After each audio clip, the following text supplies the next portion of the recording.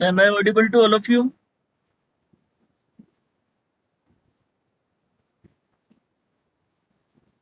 Okay. So just a minute. Let me share my today's presentation slide.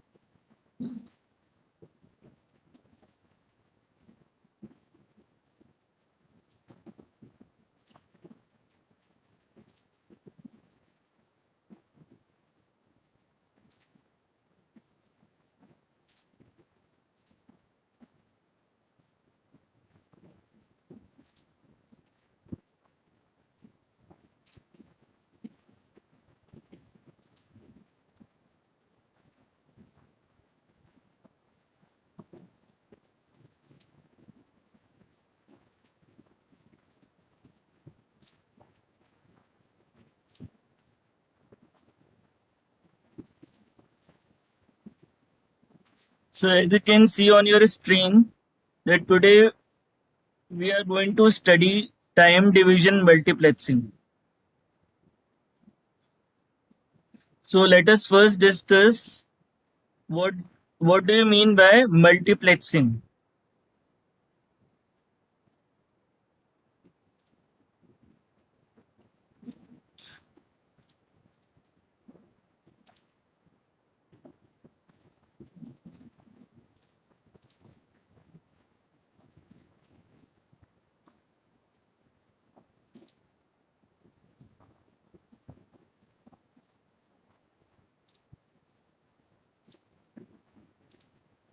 So let us first discuss the definition of multiplexing.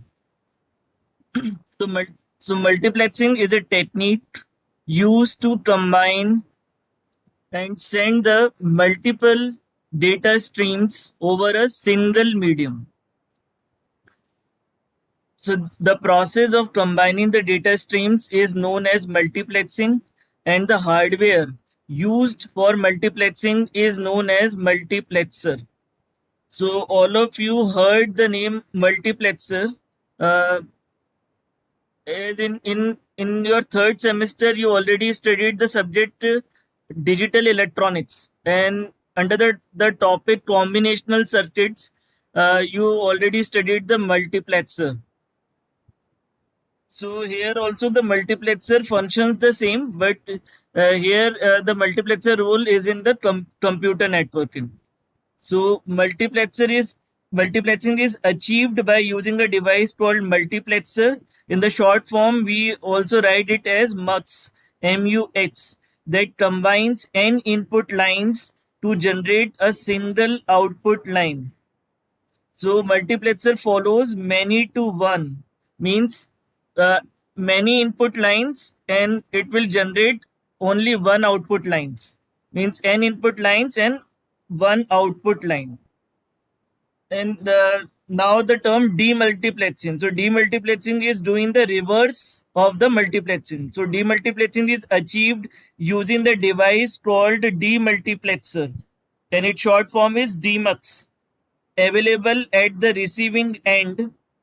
So DMUX separates a signal into its component signals. So here the it follows the one input and n outputs.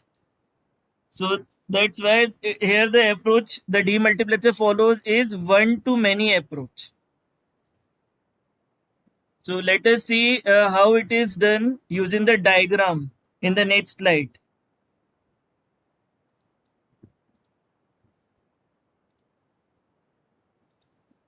So as you can see in the diagram, we have n input lines and we have two devices. At the center side, we have the multiplexer device, which is denoted as MUX, and at the receiver side, we have the demultiplexer device, which is known as the DMUX device. And here also we have output lines. So, as in the input, there are n input lines. So, there in the output, there is also n output lines. So, the n input lines are transmitted through a multiplexer, and the multiplexer combines the signals to form a composite signal. So as you can see, here the n input lines are transmitted through a single channel line because multiplexer combines the n input lines into a single output line. Then at the receiver's end, the composite signal is passed through the demultiplexer, and the demultiplexer separates a signal to component signals and transfers them to their respective destinations. So it is the demultiplexer's task at the receiver's end to separate the composite signals into their respective destinations. So that's why the whole process has been done. Uh, at at the sender side, we have n input lines. So at last, at the receiver side, we also receive the n output lines using these two devices. At the sender side, we have the multiplexer, and at the receiver side, we have the demultiplexer. So both are doing the opposite task from each other. So all of you understand this concept of multiplexing, just write in the chat box so that we can proceed further.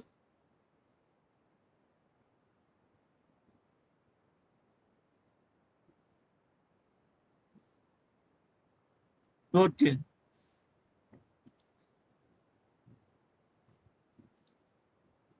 So moving on to the next slide.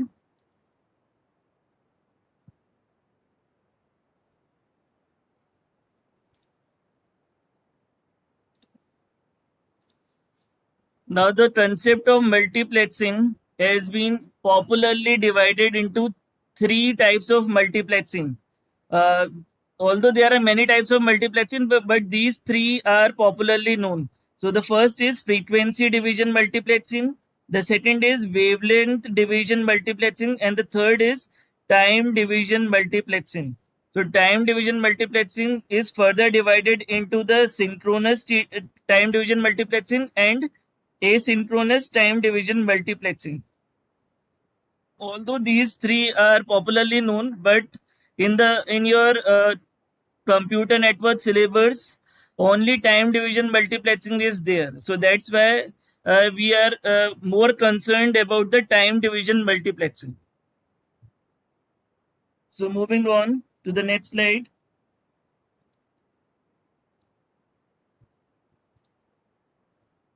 Now the time division multiplexing. So as the name suggests, it is dependent on the time. So there are certain points related to the time division multiplexing. So first is it is a digital technique. So it only allows in the digital techniques and not in the analog type technique. The second point is in time division multiplexing, the total time available in the channel is distributed among different users. That's why it is time division. Therefore, each user is allocated with different time intervals known as time slots at which data is to be transmitted by the sender. So each sender has been given a specific time slot in the time division multiplexing, and in that particular time slot, that sender will send or receive the data. The third point is a user takes control of the channel for a fixed amount of time. So all the users are given only the fixed amount of time. That time has been called as the time slot, which has been particularly given to the each and every sender. And the next point is in time division multiplexing technique, data is not transmitted simultaneously. So this point is very important. Rather, the data is transmitted one by one. Means data is transmitted according to the priority given to the senders. If a person A has given more priority than a person B, then the person A will send its data first, then the B. Then the next point is in time division multiplexing, the signal is transmitted in the form of frames. Means each sender has sent its data in the frames. So a frame will contain, so frame contains a cycle of time slots which is collected from every user, in which each frame contains one or more slots dedicated to each user. So these are the important points related to the time division multiplexing. So let us see through the diagram in the next slide how it can be done. So moving to the next slide. So just remember these points, that the transmission cannot be done from the sender at simultaneously, but it can be done one by one. So moving to the next slide.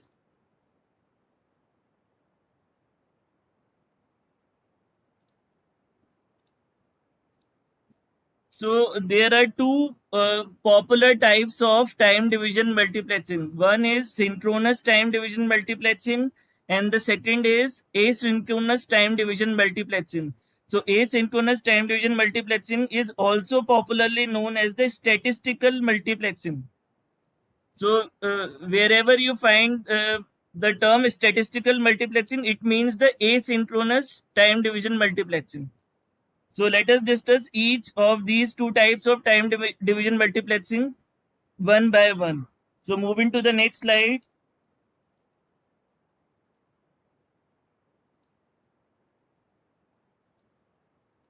Now the first type of time division multiplexing is synchronous time division multiplexing.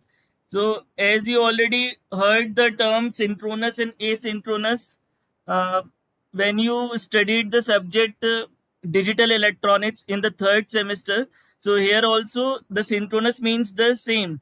So a synchronous time division multiplexing is a technique in which time slot is pre-assigned to every device. So just note this point, that in this type of time division multiplexing, time slot is pre-assigned to every device. The next point is, in synchronous time division multiplexing, each device is given same time slot. Just make a note of this point, that in this type of time division multiplexing, same time slot is given to every device, irrespective of the fact that the device contains the data, or it or it is idle or not contain any data. Even then every device is given the same time slot. The third point is, in synchronous time division multiplexing, signals are sent in the form of frames. So time slots are organized in the form of frames. If a device does not have data for a particular time slot, then the empty slot will be transmitted from that device. So we will see how the frame will be constructed in the later slide. So just remember this point, that the data in the time division multiplexing will be sent in the form of frames. The next point is, if there are n devices, then there are n slots. So this is very important point, that if there are, suppose if there are 5 devices, or 5 senders are there, then in the frame we have 5 slots for uh, for 5 devices. So just remember these points. Now moving to the next slide. Just remember these points. We will discuss through the diagram how the synchronous TDM will work.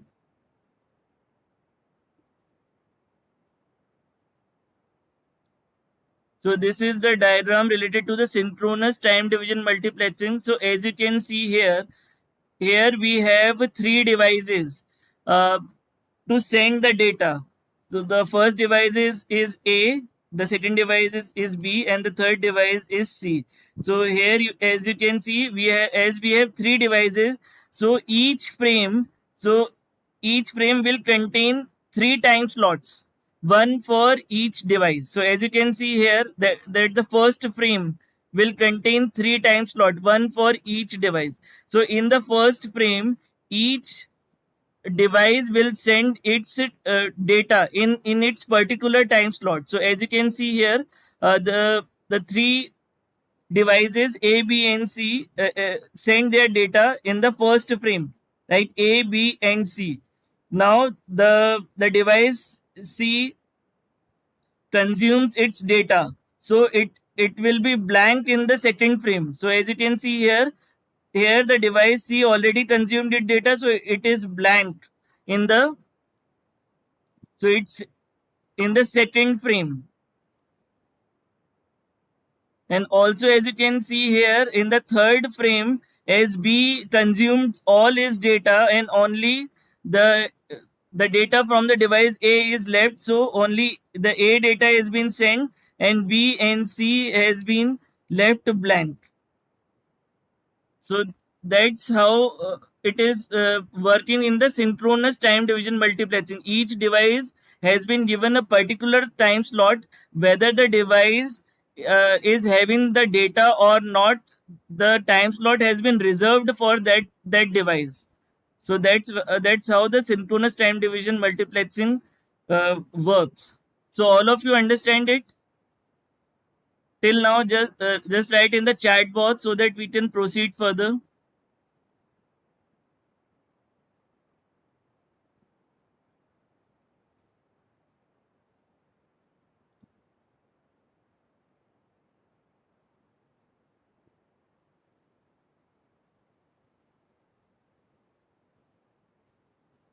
Others also write in the chat box. Akshat, Amisha, Charu, Jaya, Pratibha. All of you understand it?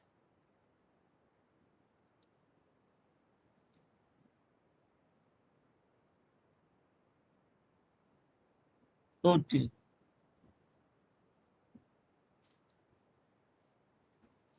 So as you can see in the diagram that we are sending the empty time slots in the frame. So that is the disadvantage of this frame. So moving to the next slide.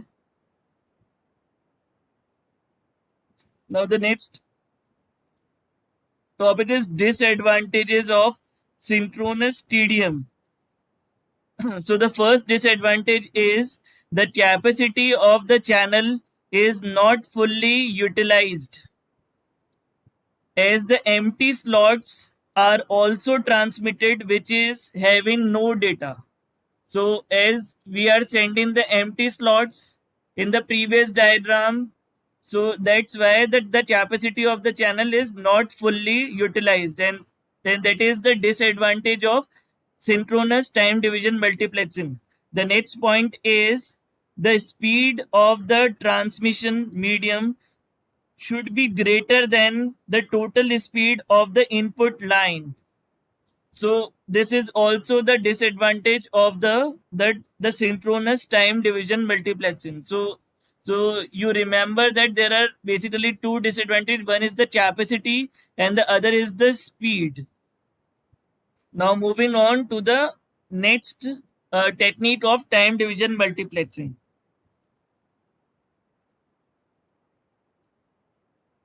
So the next technique is asynchronous time division multiplexing, and which is popularly known as the statistical multiplexing. So there are certain points related to asynchronous time division multiplexing. So first point is an asynchronous time division multiplexing is also known as statistical time division multiplexing. The second point is an asynchronous time division multiplexing is a technique in which time slots are not fixed. This is uh, this is in opposition with the synchronous time division multiplexing. So in the synchronous time division multiplexing, we studied that the time slots are fixed, whereas in the asynchronous time division multiplexing, time slots are not fixed. So time slots are allocated only to those devices which have the data. So only those devices will be given the time slot which are having the data. Now the next point is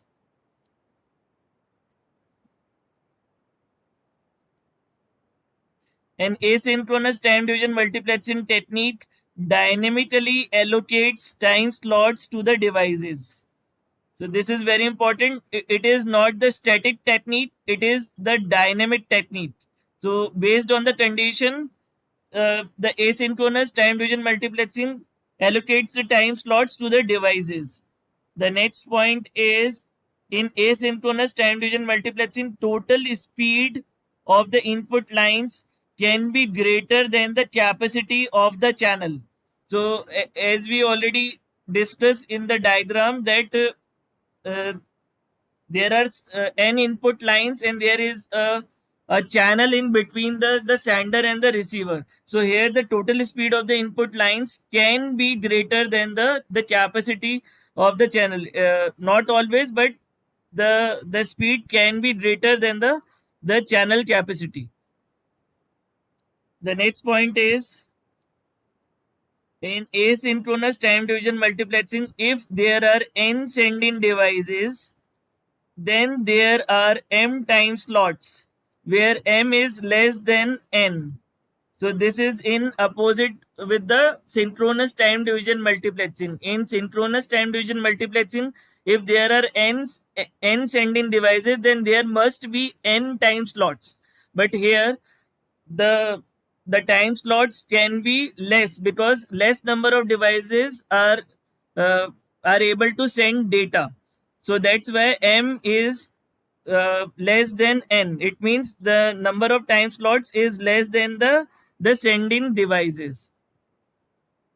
The next point is the number of slots in a frame depends upon statistical analysis of the number of input lines. So this point is very important. Here we are doing the statistical analysis in order to find out how many slots are given in a frame.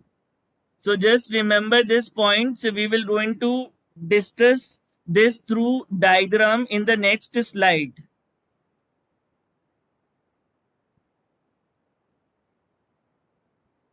So moving to the next slide.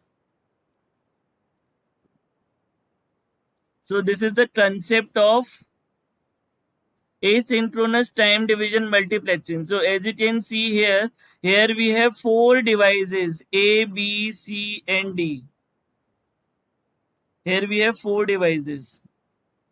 But out of these four devices, only devices A and only device C are having data, and the devices B and D are not having data, and that's why they are called as the idle devices. A multiplexer is there on the sender side, and we want to send this data in a frame. So this is the frame for sending the data. This is frame which consists of all the time slots.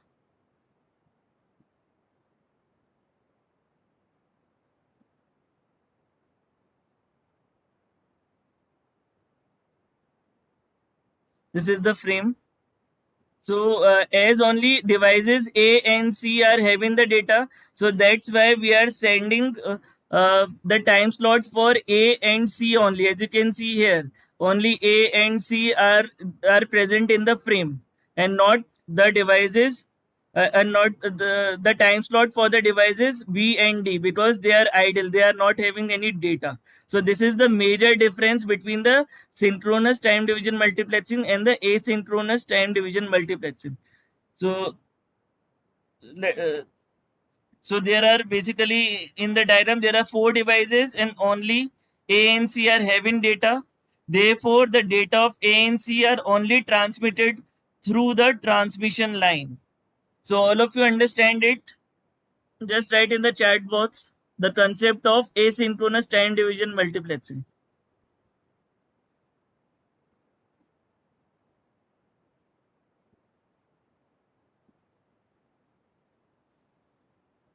Okay.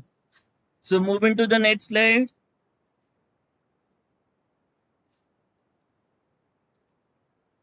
So now the comparison.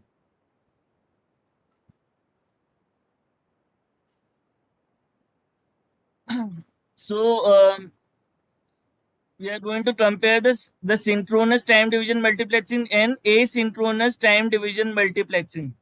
So, according to the first point, the line utilization efficiency. So, in the synchronous TDM, it is good, but in the asynchronous TDM, it is very good. The second point is flexibility. So, in the synchronous TDM, the flexibility is good, but in the asynchronous TDM, it is very good. So it means that basically asynchronous TDM finds its application more than the synchronous TDM. The third is the channel capacity. So in the case of synchronous TDM, it is the channel capacity is good, but in the case of asynchronous TDM, it is excellent. As we already discussed through the diagram previously, that in the asynchronous TDM, uh, no empty slots will be sent from the sender to the receiver. But in the case of synchronous TDM, we are bound to send the empty time slots in a frame. The fourth point is error control. So in the case of synchronous TDM, the error control is not possible. But in the case of statistical or asynchronous TDM, the error control are possible. In the case, the fifth point is multi-drop capacity. So in the case of synchronous TDM, uh, it is difficult to achieve the multi-drop capacity. But in the case of asynchronous TDM, it is possible to achieve the multi-drop capacity. The sixth point is transmission delay. In the case of synchronous TDM, the transmission delay is low, whereas in the case of asynchronous TDM, the transmission delay is random. We are not certain, or it is fixed. It can be of random value. The next point is cost. So in the case of synchronous TDM, it is of low cost, whereas in the case of asynchronous TDM, it is moderate. So it means that asynchronous TDM is somewhat costly than the synchronous TDM, because in the asynchronous TDM, we are using the statistical technique. So the complexity increases. That's why its cost is also increased than the synchronous TDM. So these are some important points, and these such type of question can also asked in the 2 mark question in your RTU exam. So all of you understand it till now? Just write in the chat box so that we can proceed further. So that this topic ends here. So now we will move on to the next topic. So just a minute. I am going to share second slide. So just a minute.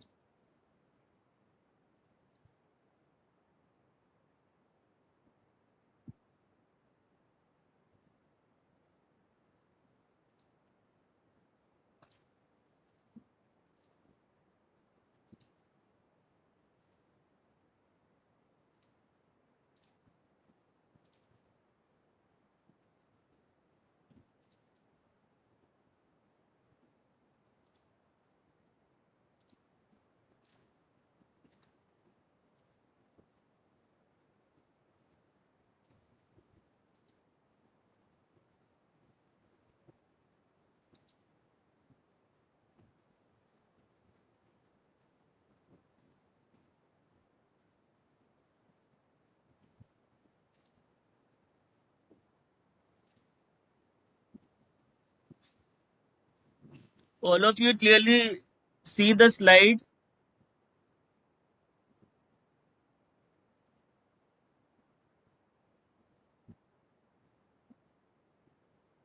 Okay.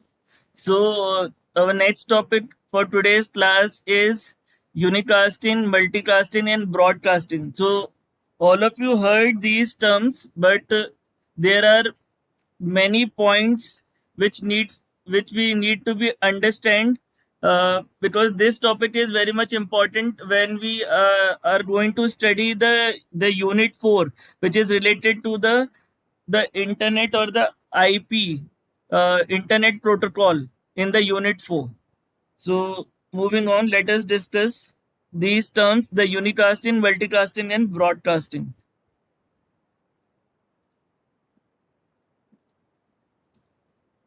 So, as the name suggests, unicasting, it sends data from one source to only one single destination. So, in this case, there is just one sender and one receiver.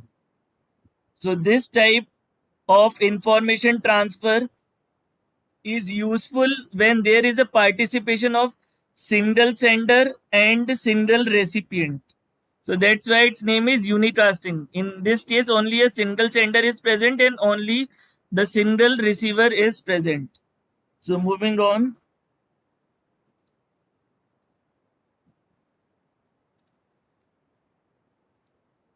So this has been shown in this diagram that here two networks are there. One is network A and the other is network B.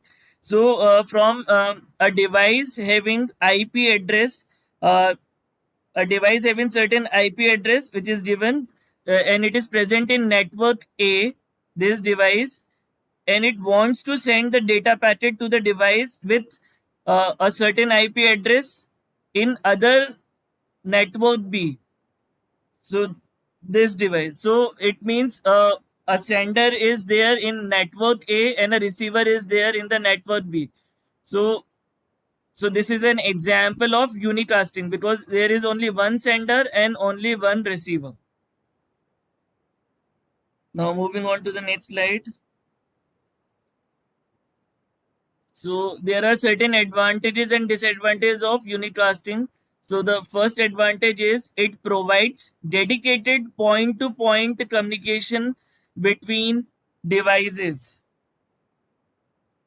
Just remember, whenever the term point-to-point communication, it means there is unicasting or there is a unicast communication between the sender and the receiver. The second advantage is it maintains data privacy as it is shared only with the single destination. So that's why the data privacy is maintained because the data is shared between us between the sender and receiver only. But there are certain disadvantages also. The the major disadvantage is it is not efficient if we have to send the same message to multiple devices. So in this condition, we are not using unicasting because if we are using unicasting, then we will send multiple times the same message to different receivers. So moving on to the next slide. So just remember what are the advantages and disadvantages of unicasting. So the next heading is multicasting. So as the name suggests, multicasting only transmits information to specific users or specific users in the group and not all the members of the group. Suppose you have 19 students in the class, then if the mail has been sent to only 10 students, so this means this is an example of multicasting as all the students are not emailed, only specific or only a group of students has been mailed. So this is an example of multicasting. So it enables a single transmission to be split up among multiple users, significantly reducing the required bandwidth. So if the data has been sent to all the users, uh, then such process is called as the broadcasting, which we are going to discuss uh, later today. But if we are sending it to specific users within the group, then it is known as the multicasting, and it surely reduces the required bandwidth. So the next point is multicast that take place over the internet is known as the IP multicast, since they use the internet protocol to transmit data. So the term multicasting and broadcasting are very much used when we are going to study the unit 4, which is basically the internet protocol. So just remember these points. So moving on to the next slide. So this is the diagram to show how multicasting works. So a single sender is there and it wants to send the message to specific users within the group. So as you can see here, there are basically five receivers are there on the receiver side, but out of these five, only three has been sent the multicast message. So that's why only three has been highlighted with the green symbol. So only 5 minutes are remaining. So just do it fast. So all of you understand it till now? Just write in the chat box so that we can proceed further.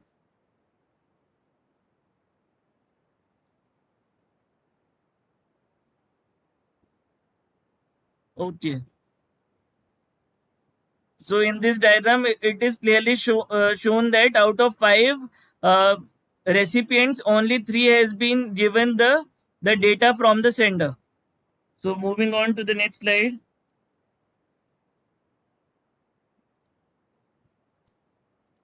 So IP multicasting works by combining two other protocols with the internet protocol.